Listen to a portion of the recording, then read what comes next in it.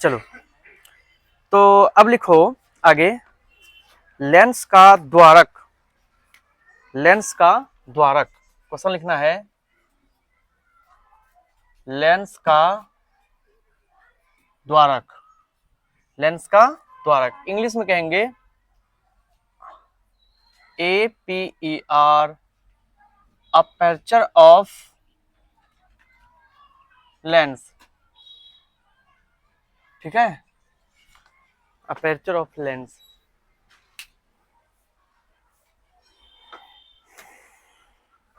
Lens का द्वारक जैसे कि लिखना है,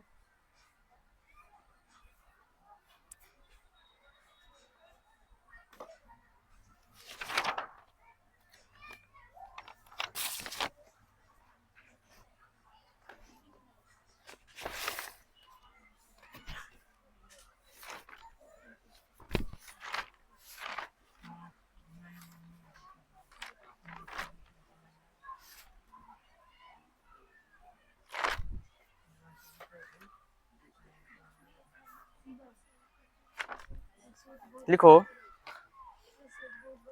लेंस के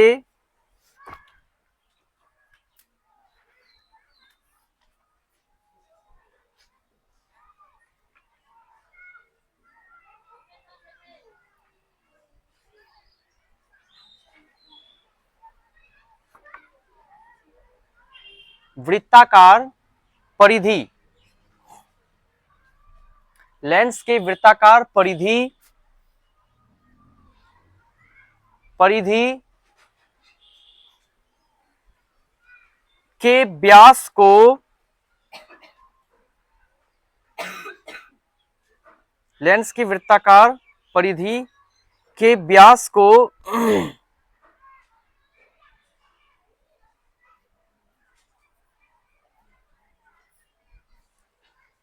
लेंस का द्वारक कहते हैं। लेंस का द्वारक कहते हैं। अब लिखो, उसी पूर्ण विराम देके लिखो MON, सब बड़ी अक्षर में लिखना, MON लेंस का द्वारक है।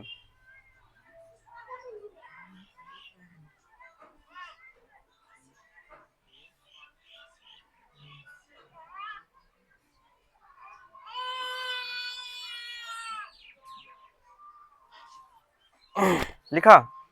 अब देखो, मैं दोनों लेंस बनाता हूं, बताना जरा ये कौन सा लेंस बनाया मैंने। ठीक है, और ये कौन सा लेंस बनाया। ठीक है, ठीक है, ठीक है, ठीक है। ये क्या बनाया, प्रकाशीय केंद्र। लेंस का केंद्र है प्रकाशीय केंद्र, इसको O से डिनोट करते हैं। किससे डिनोट करते हैं, O से। अब ध्यान देना, मैंने लिखा है यहाँ पे इसके वृत्ताकार परिधि के व्यास। अब ये वृत्ताकार परिधि है इस तरह का, इसका व्यास ये होगा और इसका व्यास ये होगा। इसी व्यास को, इसको M मान लेते हैं, इसको N मान लेते हैं। ठीक है, इसको भी M मान लेते हैं, इसको N मान लेते हैं। तो MON ये लेंस का द्वारक कहलाता है। क्या कहलाता है, लेंस का द्वारक। बनाओ इसको।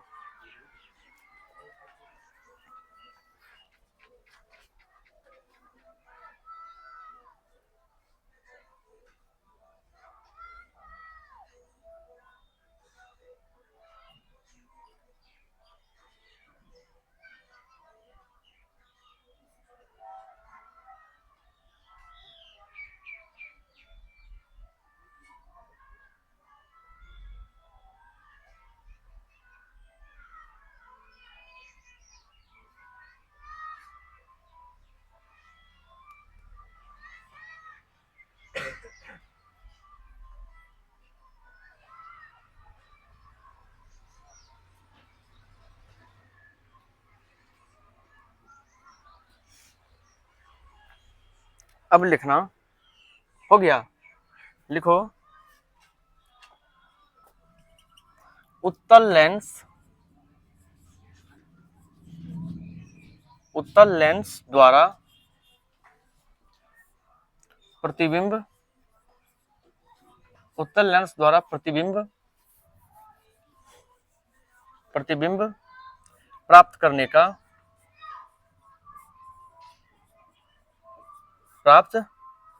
का नियम। उत्तल लेंस द्वारा प्रतिबिंब प्राप्त करने का नियम। जस्ट देखे लिखो,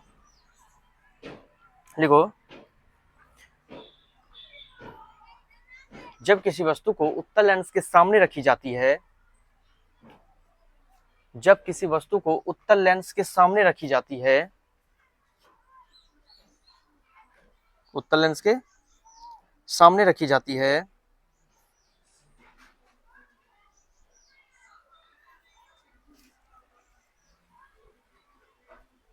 तब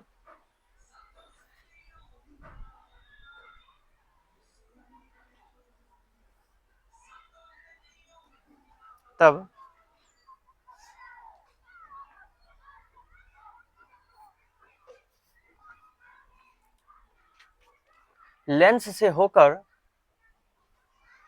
अपवर्तित, कम से कम दो अपवर्तित लिखना, लेंस से होकर कम से कम दो लेंस से होकर कम से कम दो अपवर्तित प्रकाश की किरणें, दो अपवर्तित प्रकाश की किरणें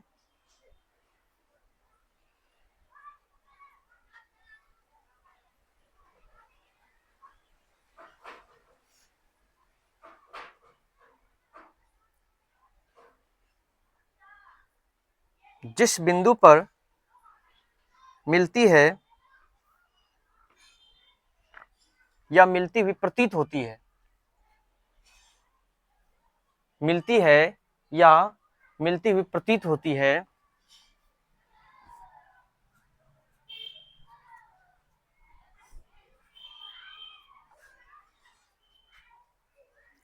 उस बिंदु पर वस्तु का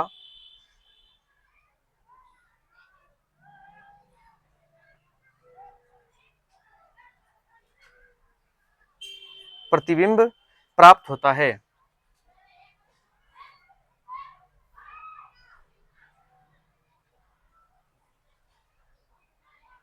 प्राप्त होता है।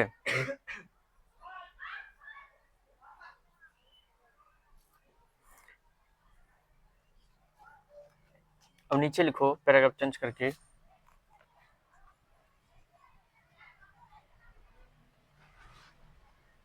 लिखो उत्तल लेंस द्वारा,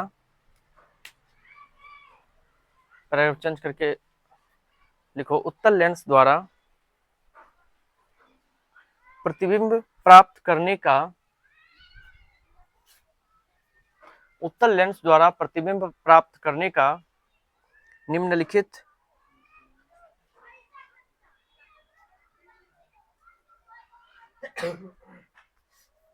नियम है। निम्नलिखित नियम है।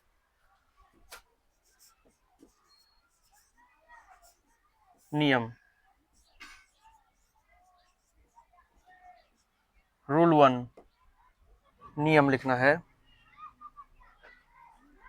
पहला नंबर नियम देख के डैश दो, पहला नंबर नियम लिख के डैश दो।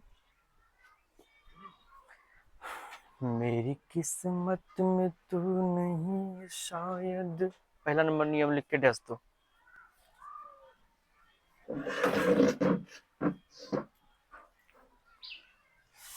लिखा? लिखो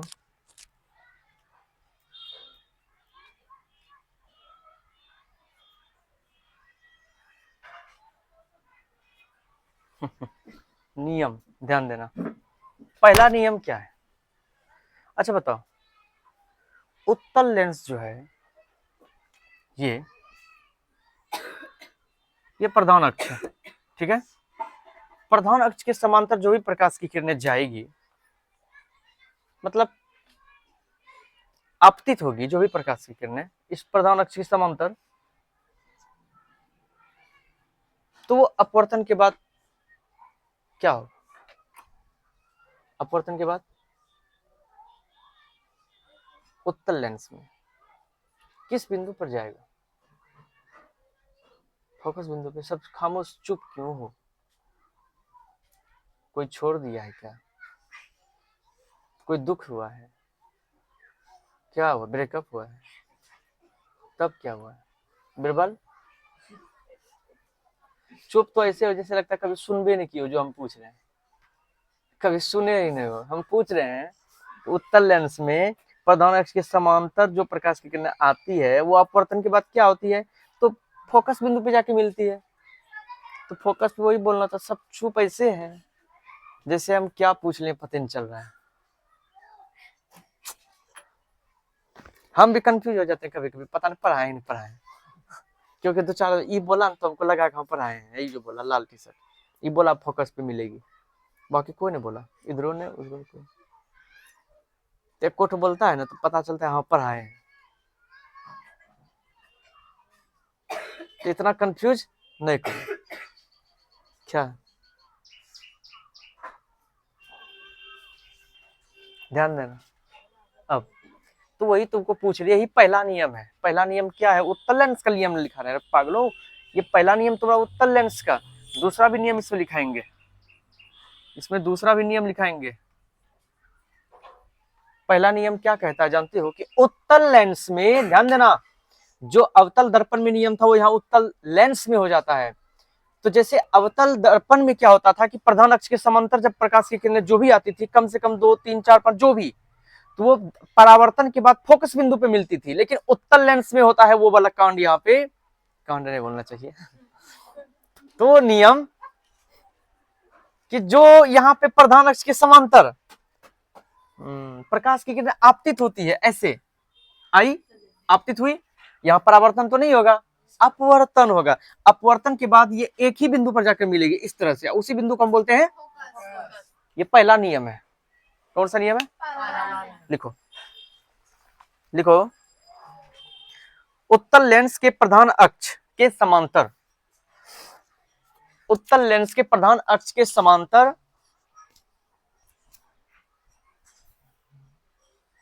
उत्तल लेंस के प्रधान अक्ष के समांतर आपतित किरणें, आपतित किरणें लेंस से अपवर्तन के बाद, लेंस से अपवर्तन के बाद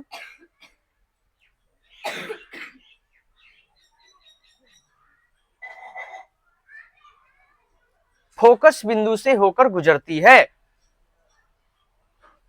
फोकस बिंदु से होकर गुजरती है। लिखा, या फोकस बिंदु पे मिलती है लिख दो, या गुजरती है लिख दो, जो लिखना है लिख दो। अब हमको बताइए जरा एक और बात कि प्रतिबिंब बनता कहाँ है? जहां प्रकाश की किरणें मिलती है या नहीं मिल रहा है, जबरदस्ती मिला पीछे, जो कि काल्पनिक बनता है। अपने आप मिल रहा है, अपने मन से मिल रहा है, तो वास्तविक। समझा बात को? दर्पण में क्या होता था? अवतल दर्पण में अपने आप फोकस पे जाके मिल जाता था, तो वास्तविक प्रतिबिंब बनता था, बनता था कि नहीं? और वास्तविक प्रतिबिंब उल्टा होता था।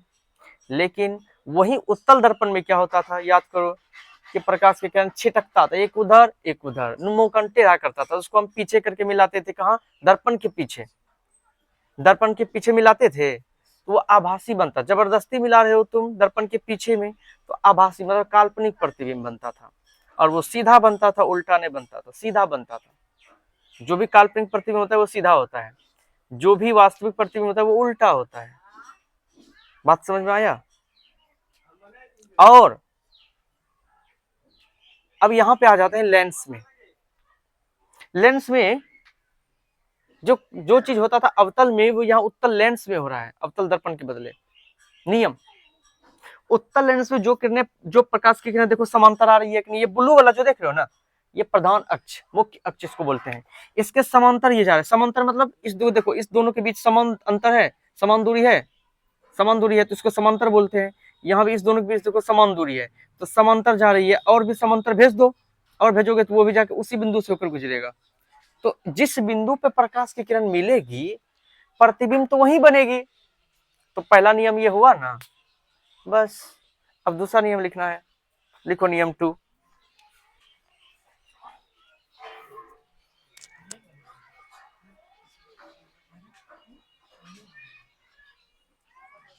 अब सुनो, लेंस जो होता है ना, वो मोटा और पतला दोनों तरह का होता है।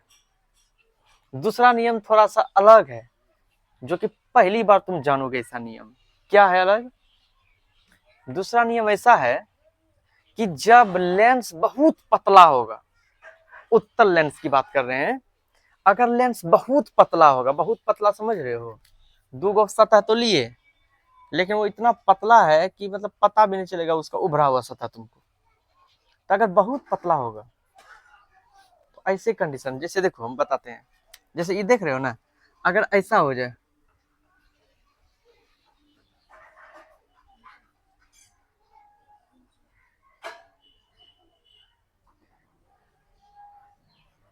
ये तो उत्तल दर्पण है कि नहीं? उत्तल दर्पण है कि नहीं? ऊपर पतला, नीचे पतला, बीच में मोटा, बीच में मोटा, नहीं तो दिख कैसे रहा है तो वो भी उत्तल दर्पण। लेकिन क्या ऐसा है, ये मोटा है और वो इतना पतला है कि यहाँ जब अपवर्तन होगा ना, है जो यहाँ पे बेंड हो जाता है प्रकाश की किरण, मतलब कि समांतर जा रही है, तो समांतर जाने वाले प्रकाश की किरण बेंड होके फोकस पे जाके मिलती है। बेंड मतलब क्या होती है? बेंड मतलब झुक जाना, मतलब अभिलंब की ओर मुड़ जाना। ऐसा तो तुम समझे हो, पढ़े हो कि नहीं पढ़े हो? प्रकाश की किरण जब माध्यम बदलती है तो क्या होती है? अभिलंब की ओर मुड़ जाती है। तो वही हुआ यहाँ पे। तो एक्चुअली में जब लेंस बहुत पतला होगा, बहुत, तो ऐसे कंडीशन में जो प्रकाश की किरण प्रधान अक्ष, मान लो ये प्रधान अक्ष है, तो ऐसे कंडीशन में जब प्रकाश की किरण ऐसे जाएगी ना, ऐसे जब जाएगी सीधे निकल जाएगी, ये बेंड नहीं होगा। हाँ, लेकिन ये तब जब लेंस पतला होगा। तो पतला लेंस कहेगा तभी ना तुम जानोगे पतला है। जब तक नहीं कहेगा तो मोटे समझ के चलेंगे। समझा? दूसरा नियम लिखो, लिखो, पतले उत्तल लेंस में, पतले उत्तल लेंस में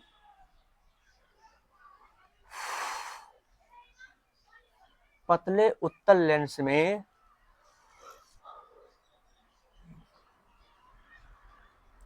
प्रकाशीय केंद्र से होकर,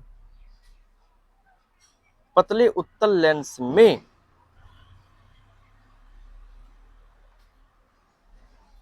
पतले उत्तल लेंस में प्रकाशीय केंद्र से होकर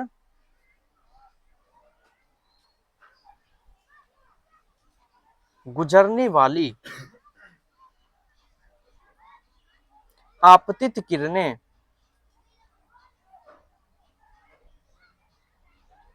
गुजरने वाली आपतित किरणें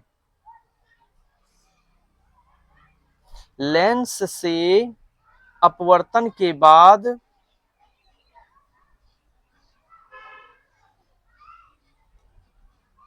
लेंस से अपवर्तन के बाद सीधी रेखा में गुजर जाती है, सीधी रेखा में गुजर जाती है।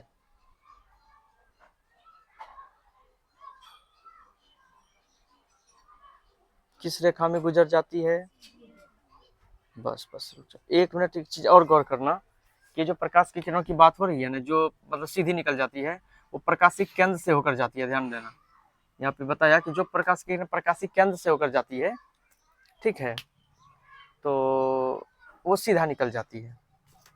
आगे जब हम लोग कंस्ट्रक्शन मतलब प्रतिबिंब का निर्माण पढ़ेंगे, तो हो सकता है वहां पे कंडीशन आएगा तो उसको और बारीकी से हम समझेंगे। ठीक, अभी मिटावें इसको।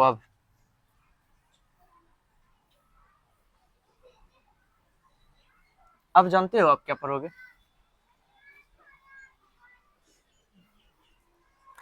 अब तुम्हारा मेन चीज स्टार्ट होगा, उत्तल लेंस द्वारा विभिन्न प्रकार के प्रतिबिंब का निर्माण। जैसे अवतल दर्पण में 6 प्रकार का 6 स्थिति में प्रतिबिंब बना था, तो उत्तल लेंस में कितनी स्थिति में बनेगा? 6 स्थिति में। और फिर अवतल लेंस में 2 स्थिति में बनेगा, 8 स्थिति तुम पढ़ोगे। अब वही चीज है, मेन चीज अब है तुम्हारा प्रतिबिंब का निर्माण। ध्यान रखना इस बात को, मेन चीज क्या है? प्रतिबिंब का निर्माण, वही अब समझना है। तो आज स्टार्ट करें या किसी और दिन स्टार्ट करें, बताओ।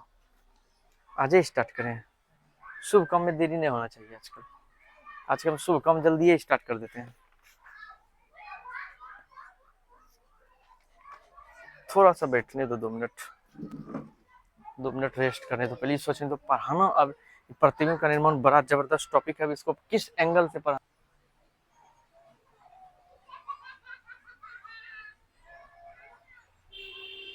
छह कंडीशन किसमें है? उत्तल लेंस में। तो हम कोशिश करते हैं धीरे धीरे। देखो कहता है कि चाल कछुए की चाल से चलना चाहिए तो रेस जीत जाओगे, पढ़े हो ना कहानी। लेकिन खरगोश की चाल से चलोगे तो हारना भी पड़ सकता है। तो रुकने से अच्छा है कि एक एक तो कंडीशन पढ़े, लेकिन अच्छे से आज पढ़ लें। तो मैं आज कुछ पहला कंडीशन तुम्हें सिखाता हूँ प्रतिबिंब के निर्माण के लिए, ठीक है। उत्तल लेंस द्वारा विभिन्न प्रकार के प्रतिबिंब का निर्माण, तुम्हारा हेडिंग होगा आज का। समय बता सकते हो कितना हुआ? क्योंकि हिंदी संस्कृत के बारे में भी सोच रहे थे पढ़ाने के लिए। 5:05। तब तो मुझे लगता है कि आज इसको रहने ही देना चाहिए, क्योंकि उधर फिर चैप्टर स्टार्ट करना है ना दूसरा, हिंदी संस्कृत का। इसको रहने देते हैं। तब आज प्रतिबिंब का निर्माण अगले ही क्लास में पढ़ेंगे, ठीक। तो अब आगे उधर सोशल साइंस से अभी फिलहाल हम स्टॉप रखेंगे, क्योंकि जब मैं यहाँ नहीं रहूँगा कुछ दिन, तो मैं ऑनलाइन जब यहाँ पे जुड़ूंगा तब सोशल साइंस पढ़ाऊंगा। फिलहाल तुम्हारा संस्कृत हिंदी ही चलेगा।